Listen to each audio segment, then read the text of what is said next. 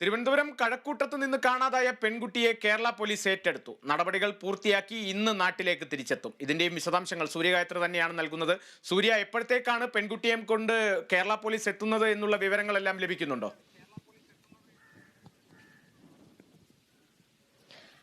Kalidas, Kazhakkoottam S I അടങ്ങുന്ന വനിതാ police അടങ്ങുന്ന സംഘമാണ് വിശാഖപട്ടണത്ത് 13 വയസ്സുകാരിയായ അസം സ്വദേശിനി കഴക്കൂട്ടത്ത് താമസിക്കുന്ന കുട്ടിയെ, കാണാതെ പോയ കുട്ടിയെ തിരിച്ച് കേരളത്തിലേക്ക്, തിരിച്ച് തിരുവനന്തപുരത്തേക്ക് എത്തിക്കുവാൻ വേണ്ടി പോയിരിക്കുന്നത്. എന്തായാലും പോലീസ് സംഘം അവിടെ എത്തി കുട്ടിയെ കണ്ടിട്ടുണ്ട്, കുട്ടിയുമായിട്ട് സംസാരിച്ചിട്ടുണ്ട് എന്ന് ഇന്നലെ എസ് ഐ അടക്കമുള്ളവർ പറഞ്ഞിട്ടുണ്ടായിരുന്നു. ആരോഗ്യവതിയാണ് അവൾ.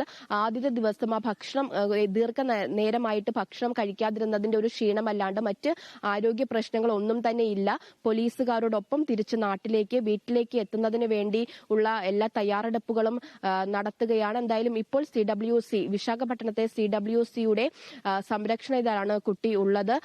ഇന്ന് രാവിലെ ആണ് പോലീസിനോടൊപ്പം കുട്ടി തിരുവനന്തപുരത്തേക്ക് തിരിക്കുക. ഏകദേശം നാളെ ഉച്ചയോടുകൂടി കഴക്കൂട്ടത്ത് വീട്ടിലെത്തുമെന്നാണ് അറിയാൻ സാധിക്കുന്നത്.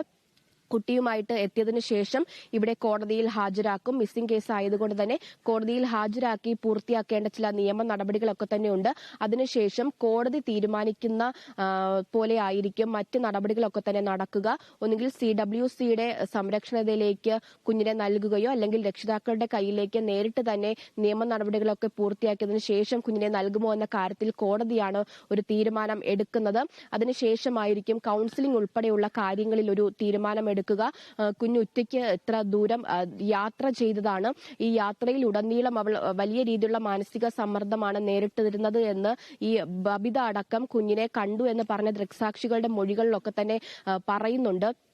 അതുപോലെ തന്നെ വീട്ടിൽ നിന്ന് അമ്മയുമായിട്ട് പിണങ്ങിയാണ് കുഞ്ഞ് പോയത് എന്നും പറയുന്നുണ്ട്. അതുകൊണ്ട് തന്നെ ഈ ഒരു സംഭവവുമായി ബന്ധപ്പെട്ടുള്ള അന്വേഷണവും പരിശോധനയും ഒരുപക്ഷെ പോലീസ് നടത്താനുള്ള സാധ്യതയുമുണ്ട്. രക്ഷിതാക്കളോട് ഒരുപക്ഷെ ഇതുമായി ബന്ധപ്പെട്ട് എന്തുകൊണ്ടാണ് ഈ കുഞ്ഞ് ഇറങ്ങിപ്പോയത്, എന്താണെന്ന് സംഭവിച്ചതടക്കമുള്ള വിശദീകരണം പോലീസ് തേടാനുള്ള സാധ്യതയുണ്ട്. അതിനുശേഷം കുഞ്ഞിന് കൗൺസിലിംഗ് നൽകുമെന്നും പറഞ്ഞിട്ടുണ്ട്. രക്ഷിതാക്കൾക്കും ആവശ്യമെങ്കിൽ അത്തരത്തിലൊരു കൗൺസിലിംഗ് നൽകാമെന്ന ഒരു ആലോചനയുമുണ്ട്.